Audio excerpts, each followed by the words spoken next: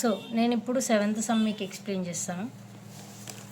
7th sum, mister Chandrashekar is working in Rajesh Export Limited. His salary income particulars as under. Compute income from salary. So first one basic salary. So basic salary అన్నిట్లో common నేను చెప్పినట్టు. So basic salary వేసుకుందాం.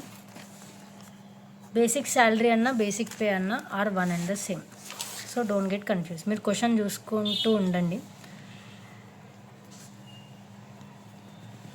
Basic salary 21,300 into 12. So 21,300 into 12 చేస్తే మనకి 2,55,600 వచ్చింది. దాని తర్వాత next DA అంటే డియరెన్స్ అలవెన్స్. సో ఇక్కడ వస్తుందా శాలరీలో? రాదు, ఎందుకంటే అది అలవెన్స్లో వస్తుంది. నెక్స్ట్ ఎంటర్టైన్మెంట్ అలవెన్స్, ఇది కూడా ఇక్కడ రాదు. మెడికల్ అలవెన్స్ ఈడ కూడా రాదు. Next bonus pay. Bonus pay ఇందులో వస్తుంది, కానీ ఇక్కడ ఏమంటుందంటే bonus pay 10% off basic pay. అంటే ఇప్పుడు మీరు క్యాల్కులేట్ చేయాలి, 10% తీయాలి. సో బోనస్ బ్రాకెట్స్లో 255,600 ఇంటూ 10%. సో మీకు 255,60 వస్తుంది. So next during the year he received a cash gift of 65,000 and a laptop worth 35,000. ఈ శాలరీ దాంట్లో రాదు, ఎందుకంటే దీనికి సంబంధం లేదు. పర్క్యూజిట్స్కి సంబంధం, ఎందుకంటే గిఫ్ట్స్ కాన్సెప్ట్ ఉంటుంది పర్క్యూజిట్స్లో. Next one, rent free furnished accommodation is provided in Pune city on 1st September 2023. Population is 37 lakhs, 0.56 lakhs, for which rent paid by the employer 10,000 per month and cost of furnished provident is 3 lakhs. Okay, ఇది కూడా శాలరీకి ఏం సంబంధం లేదు కాబట్టి ఇది ఏమేయము. Next mobile phone సంబంధం లేదు, దానిపైన ఒకటి మిస్ అయినా. A small car is provided for personal, అది కూడా ఇక్కడ రాయొద్దు. Next his contribution, last point చూడండి, 10th point. His contribution to recognised provident fund is 12% off salary and employer's contribution is 14%. నేను ఇది చెప్పాను మీకు already. Employer's contribution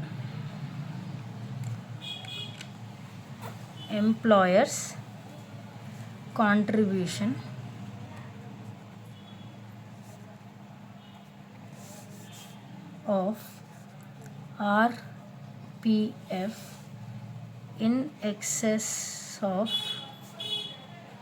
12% of salary.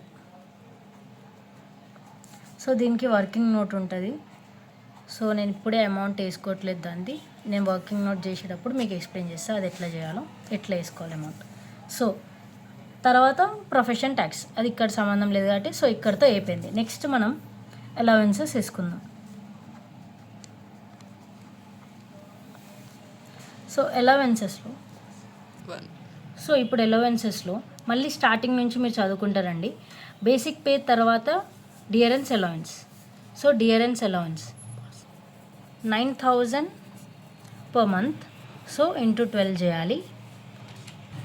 So multiply చేస్తే మనకి 1,08,000 వచ్చింది. సో నెక్స్ట్ దాని తర్వాత entertainment allowance.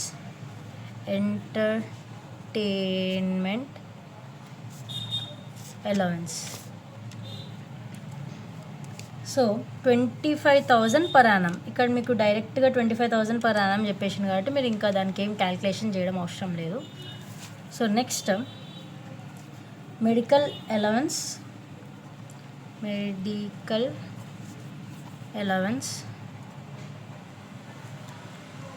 2,000 per month.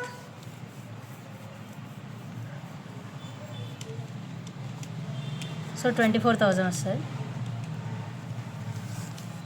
So next ఇంకేమైనా అలవెన్సెస్ ఉన్నాయా అంటే ఒకసారి చెక్ చేసుకోండి. బోనస్, క్యాష్, ఇంకా రెంట్ ఫ్రీ, అవి small car, mobile phone, contribution ఇవన్నీ రావు. ఇంకా ప్రొఫెషన్ ట్యాక్స్ కూడా రావు. సో ఇక్కడితో మనకి అయిపోయింది. So next step perquisites. ఇది కొంచెం ఇంపార్టెంట్, మీరు గుర్తుపెట్టుకోండి. సో ఇప్పుడు మనం పర్క్విజిట్స్ ఒక 2 times కంపల్సరీ నేర్చుకోండి. ఎందుకంటే అందులో ఒక పాయింట్ 2 points అని కాదు, ఒక 3, 4, 5 to 6 points ఉంటాయి మేజర్ పాయింట్స్. సో కొంచెం ఎంత కష్టమైనా కూడా చూసుకోండి, అంత హార్డ్ ఉండదు. ఒక 2-3 times రివైజ్ చేసి బ్రెయిన్లో గుర్తుండాలి. హార్డ్ ఉండదు, ఈజీ అని వదిలేకండి, కంపల్సరీ నేర్చుకోండి. సో ఇక్కడ మళ్ళీ స్టార్టింగ్ నుంచి ఏది మిస్ అవ్వకండి, అన్నీ స్టార్టింగ్గా లైన్గా నీట్గా చదువుకుంటూ రండి. మళ్ళీ ఏమైనా మిస్ అయిందంటే మళ్ళీ మొత్తం సమ్మవుతుంది. సో బేసిక్ శాలరీ అయిపోయింది, డిఏ అయిపోయింది, ఎంటర్టైన్మెంట్ అయిపోయింది, మెడికల్ అయిపోయింది, బోనస్ అయిపోయింది. Next during the year he received a cash gift of 65,000 and a laptop worth 35,000. యాక్చువల్గా పర్క్విజిట్స్ రూల్స్లో గిఫ్ట్ ప్రెజెంట్స్లో ఏముంటుందంటే ఎనీ క్యాష్ అమౌంట్, అంటే ఏమైనా గిఫ్ట్ క్యాష్ ద్వారా ఉంటే ఫుల్లీ ట్యాక్సబుల్. అంటే ఏంటర్థం, మీరు ఎంత అమౌంట్ ఉందో క్యాష్ ద్వారా ఎంత అమౌంట్ గిఫ్ట్ ఇచ్చారో ఆ మొత్తం రాసుకోవాలి. సో ఇక్కడ క్యాష్ గిఫ్ట్ ఇక్కడ 65,000 ఉంది, అంటే దీనికి ఏమి ఎగ్జంప్షన్స్ ఉండవు, డైరెక్ట్గా 65,000 రాసుకోవాలి. మనము ఎక్స్ప్లెనేషన్ ఇవ్వాలి కాబట్టి అందుకనే వర్కింగ్ నోట్ కంపల్సరీ దీనికి. Next laptop. యాక్చువల్గా మీరు ట్యాక్స్ ఫ్రీ పర్క్విజిట్స్ చదువుకున్నప్పుడు ల్యాప్టాప్స్ ఎగ్జెంప్టెడ్ అంటే ట్యాక్స్ ఫ్రీ అని చెప్తాడు, కానీ ఇక్కడ గిఫ్ట్గా ఇస్తుండని క్లియర్గా చెప్పిండు మీకు క్వశ్చన్లో. ఒకసారి చదవండి. ఆ laptop worth 35,000, he received a cash gift అంటే మొత్తం ఒకసారి ఆ పాయింట్ చదవండి. అంటే అది ల్యాప్టాప్ కూడా ఒక గిఫ్ట్ లాగా రిసీవ్ చేసారు. సో రిసీవ్ చేయడం వల్ల అకార్డింగ్ టు దిస్ రూల్, అంటే మన గిఫ్ట్ ఇంకా ప్రజెంట్ రూల్ ప్రకారం అయితే మనము 5,000 దాకా ఎగ్జెంప్టెడ్ ఉంటుంది. అంటే ఇప్పుడు 35,000 కదా ఆ ల్యాప్టాప్, 5,000 మైనస్ చేయాలి. సో ఎంత? 30,000. సో 30,000 ఇది యాక్చువల్గా వర్కింగ్ నోట్లో చేయాలి, కానీ చిన్న క్యాలిక్యులేషనే కాబట్టి నేను డైరెక్ట్గా చేసేసిన, కానీ వర్కింగ్ నోట్లో అయితే కంపల్సరీ చూపిస్తాయి ఇది ఎట్లా వచ్చిందో. So next rent free accommodation ఇందులో వస్తుంది కదా, వస్తుంది. సో అందుకనే దీనికి కూడా వర్కింగ్ నోట్ ఉంది. సో నేను rent free accommodation working note. So ఇక్కడ ఎంటీ స్పాట్ వదిలిన, దాని తర్వాత స్మాల్ కార్, దీనికి కూడా వర్కింగ్ నోట్ ఉంటుంది.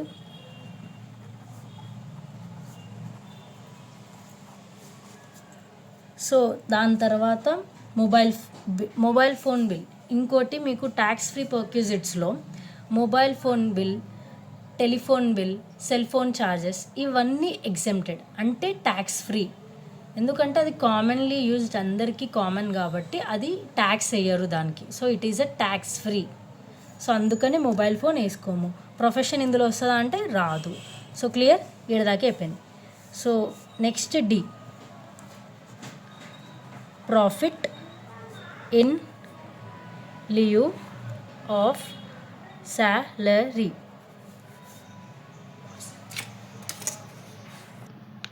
So profit in lieu of salary, నేను మొత్తం క్వశ్చన్ చదివిన 2-3 times చదివినాం మనం. So profit in lieu compensation గురించి అవేం లేవు కాబట్టి మనము నిల్లని పెట్టేసా. సో తర్వాత ఇంకా నెక్స్ట్ గ్రాస్ శాలరీ అని వేసుకోవాలి. మనం మొత్తం క్యాల్కులేషన్ చేయలే కాబట్టి, ఎందుకంటే ఎంటీ స్పాట్స్ పెట్టాం కాబట్టి ఆగండి. దాని తర్వాత డిడక్షన్స్ అండర్ సెక్షన్ 16లో పాయింట్స్ ఉంటాయి. సో ఈయన ఒక స్టార్టింగ్లో ఒక పాయింట్ చెప్తున్నా, ఏంటంటే ఇక్కడ లిమిటెడ్, రాజేష్ ఎక్స్పోర్ట్స్ లిమిటెడ్, ఇది గవర్నమెంట్ కంపెనీ కాదు, లిమిటెడ్ కాబట్టి అది పెద్ద కంపెనీ. సో అది గవర్నమెంట్కి సంబంధించింది కాదు. సో అందుకనే మనం సెకండ్ది అంటే 16(2) మనము వేయము. So first one standard deduction. So standard deduction మనకి వర్కింగ్ నట్ అంటే గ్రాస్ శాలరీ వచ్చినాక మనము వేస్తాం కాబట్టి, సో అప్పటిదాకా మనం ఎంటీ ఉంచుతున్నాం. ఇంకోటి ప్రొఫెషన్ ట్యాక్స్ అండర్ సెక్షన్ 16(3), ఇక్కడ మనకి 2,400 అని ఇచ్చాడు, మనం డైరెక్ట్ వేసుకోవచ్చు. ఒకవేళ పర్ మంత్ అంటే అప్పుడు క్యాల్కులేషన్ చేసి వేయాలి అంతే, ఇంకేం స్టంట్స్ ఇందులో అయితే ఉండవు. కానీ నేను ఎందుకు వర్కింగ్ నోట్ దీనికి కూడా పెట్టానో రీజన్ నేను చెప్తాను వర్కింగ్ నోట్ రాసేటప్పుడు. సో ఫస్ట్ అడ్జస్ట్మెంట్ ఏమో మనకి ఎంప్లాయీ కాంట్రిబ్యూషన్ ఉంది కాబట్టి అది చేద్దాం. Employees contribution of RPF in excess of 12% off salary. So ఇప్పుడు ఎంప్లాయీస్ కాంట్రిబ్యూషన్ చేసేటప్పుడు మనకి ఇక్కడ క్వశ్చన్లో 14% ఆయన కాంట్రిబ్యూట్ చేసిండని చెప్తుండు. క్వశ్చన్లో 14%. So 14 minus 12% equals to 2%. So clarity అంటే 14 మైనస్ అంటే ఆయన ఎంత కాంట్రిబ్యూట్ చేస్తుండు 14. 12 ఏమో ఎగ్జెంప్టెడ్ అంటే 12 కన్నా ఎక్కువ ఉంటేనే మనం చేయాలి పర్సంటేజ్ అంటే శాలరీ మీద. Okay clear. 2%. సో ఇది వచ్చింది 2%. కొంచెం సరే. ఇంకోటి శాలరీ అంటే మోస్ట్లీ శాలరీ అంటే మనం క్యాలిక్యులేట్ చేయాలి అంటే బేసిక్ పే ప్లస్ డిఏ అది కూడా retirement benefits plus percentage of commission అలా చేయాలి. కానీ మనం ఎప్పుడైనా ఈ 12% కాంట్రిబ్యూషన్ తీసేటప్పుడు అవన్నీ చేయొద్దు. మనకి బేసిక్ పే ఉంటుంది కదా ఆ వాల్యూ వేసుకుంటే చాలు. సో బేసిక్ పే ఎంత వచ్చింది మనకి 2,55,600. సో 2,55,600 ఇంటూ 2% చేస్తే మనకి 5,112 వస్తుంది. సో మీరు క్యాల్కులేట్ చేయండి మీకు ఇదే ఆన్సర్ వస్తుంది. సో ఈ అమౌంట్ ఇక్కడ వేసుకోండి 5,112. ఓకే నెక్స్ట్ వర్కింగ్ నోట్ ఇవన్నీ అయిపోయినాయి. దీని తర్వాత మనకి క్యాష్ గిఫ్ట్ వర్కింగ్ నోట్ అది చేయాలి. ఇక్కడ ఆల్రెడీ అమౌంట్ వేసుకున్నాం కానీ మనం ఒక నోట్ అయితే రాయాలి దానికి. Second one any cash gift is fully taxable. Okay done. ఇప్పుడు థర్డ్ది ల్యాప్టాప్ది ఎనీ కైండ్ గిఫ్ట్. కైండ్ అంటే ఒక thing. Okay any kind gift is exempted up to చెప్పండి 5,000. గుడ్. సో మన ల్యాప్టాప్ ఎంత 35,000. సో 35,000కి 5,000 మైనస్ చేస్తే ఎంత వస్తుంది 30,000. సో ఈ అమౌంట్ వేసుకున్నాం. So clear. Next RFA calculation చేయాలి. కొంచెం కాన్సన్ట్రేషన్తో వినండి. RFA rent free accommodation. So ఇది క్యాల్కులేషన్ ఇది ఫుల్ ఫామ్లో రాయండి. ఓకే సో ఇప్పుడు మీరు ఫుల్ ఫామ్ రాసుకోండి. ఇందులో ఒకటి పాయింట్ ఏంటంటే ఇక్కడ మీకు క్వశ్చన్లో ఏమంటుందంటే rent free furnished accommodation is provided in Pune city on 1st September 2023. Population is 37.56 lakhs. So ఇప్పుడు పాపులేషన్ ఎంత ఉంది 37 lakhs కన్నా 37 lakhs ఉంది. సో ద పాపులేషన్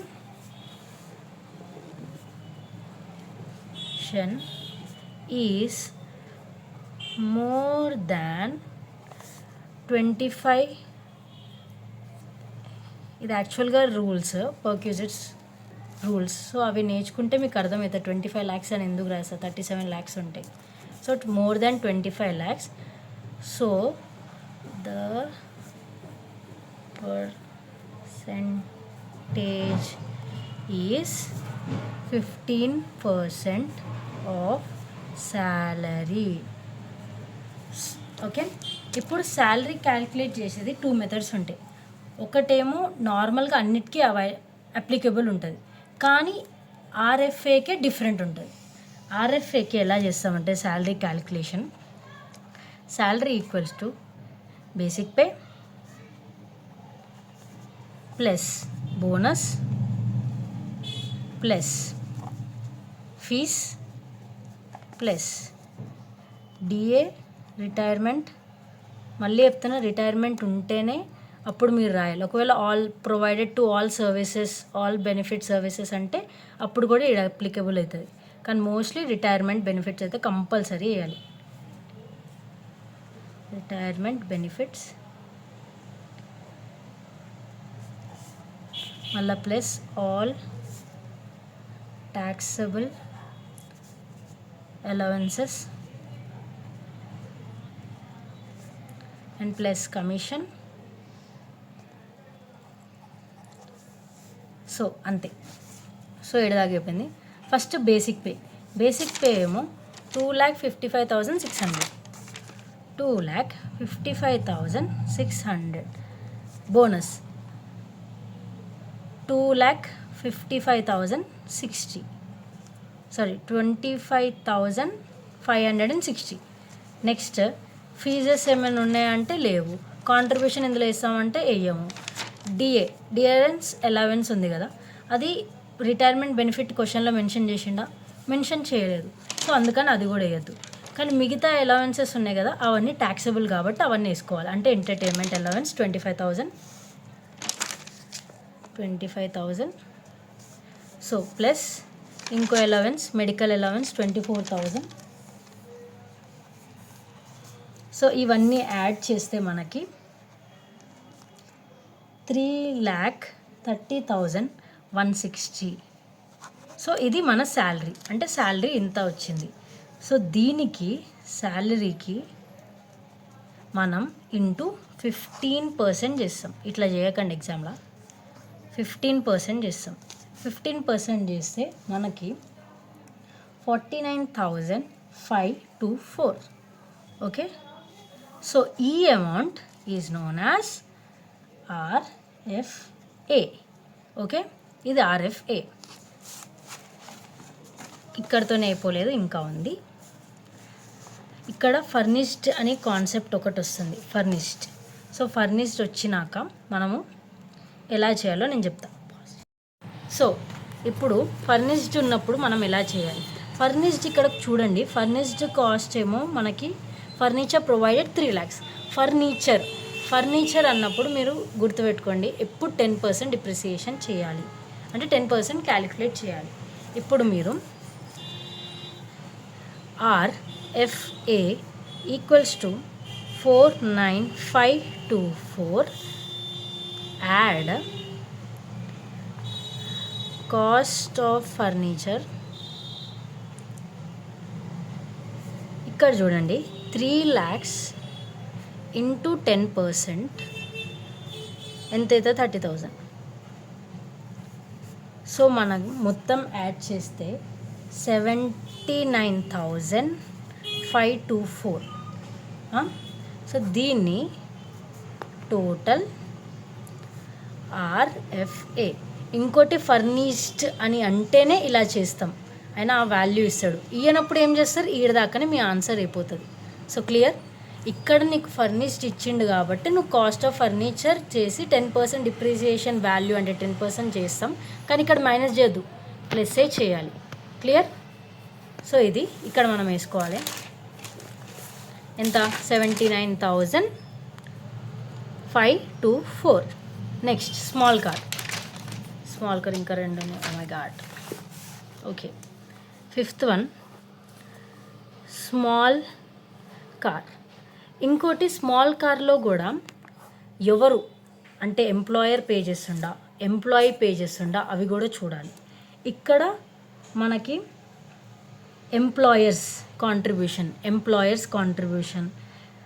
ఇంకా mobile phone bill paid by the employer అంటే ER. ఎంప్లాయర్ అంటే ఏంటి? అప్పుడు అమౌంట్ మీకు ఎంత వస్తుందంటే స్మాల్ కార్ది ఈక్వల్స్ టు 1,800 ఇంటూ 12 అంటే per month. 1,800 per month into 12 చేస్తే మనకి 21,600 వస్తుంది. ఇంకా నీకు అడిషన్గా దానికి ఏం యాడ్ చేయమంటుంది, ఎక్స్పెన్సెస్ కూడా యాడ్ చేయమంటారు.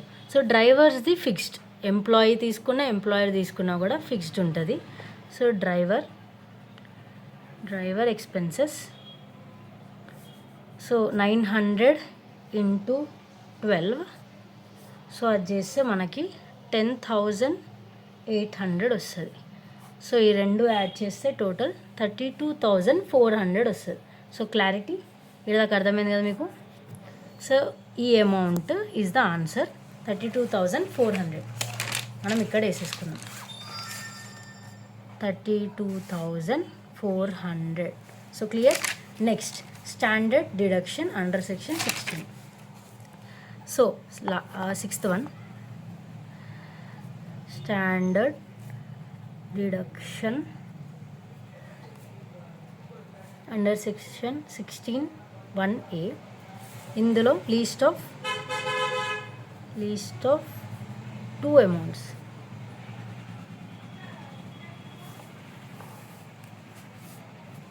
So A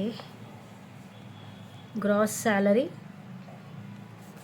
B rupees 50,000. So మనము గ్రాస్ శాలరీ మొత్తం టోటల్ చేయాలి. ఇప్పుడు అన్నీ వేసుకున్నాం కాబట్టి అమౌంట్స్ అన్నీ ఉన్నాయి కాబట్టి మనం ఇవన్నీ టోటల్ చేసుకుందాం. సో టోటల్ చేస్తే మనకి ఆన్సర్ 650,196 అని వచ్చింది. అంటే 6,50,196 అని వచ్చింది. దానికి ఈడ రాసుకుందాం 650,196. ఇప్పుడు ఈ రెండిట్లో లీస్ట్ ఏది 50,000. సో 50,000 మనం తీసుకోవాలి ఇక్కడ 50,000. ఇంకోటి last working note 7th one, profession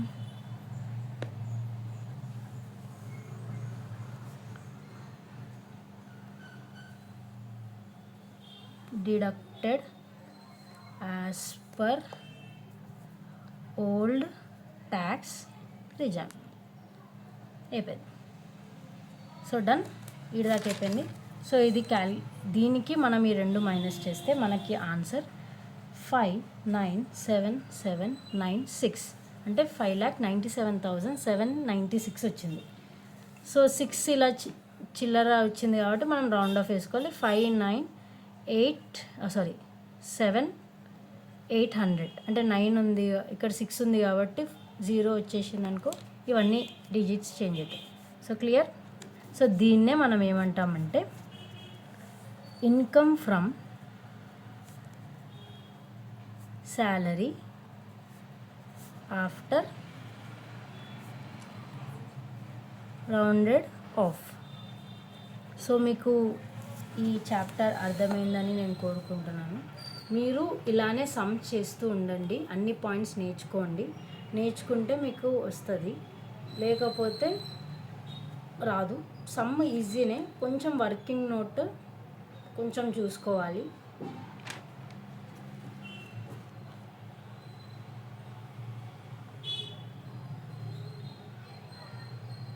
so అంతే, దట్స్ ఇట్. ఇంకేం అడగకండి, అంతే. Bye bye, Tata.